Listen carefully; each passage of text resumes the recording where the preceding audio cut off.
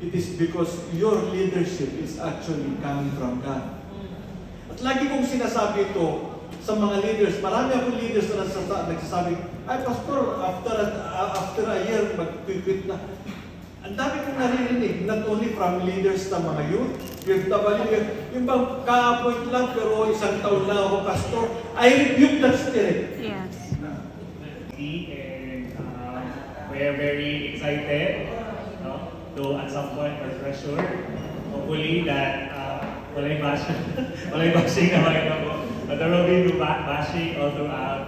But we are very excited to cater all of you guys, the UFY, and we pray that the love of God will be the center of our fellowship. We assure you that there's safety, orderliness in Davao City whenever you go to malls and other. Pero alam ko naman, a-attend siya, si Brother Jerry J. Fornal. From Bicol District. Yan. Fresh from Bicol. Ganyan sa paat ng appreciation. Thank you.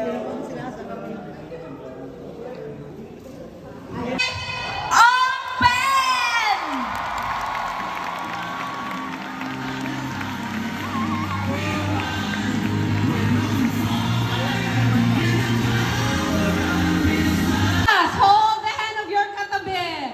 This is us. This is us. Again, this is us.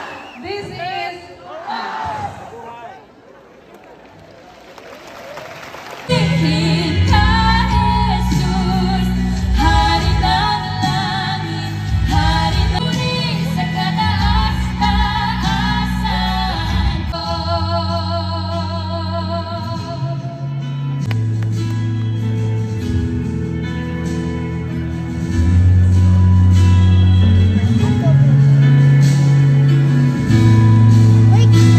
Lahat ng papuri sa'yo lamang ang Organization na to. We should love, Lord God, this organization and tulungan mo kami, Panginoon, that we will give, Lord, ang pinaka-best sa amin, Lord God, for this organization.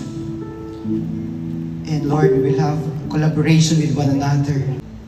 Si Kaapo Diyos ni Tagtag-ay maingat nga to. Sa pangalan ni Jesus. Amen.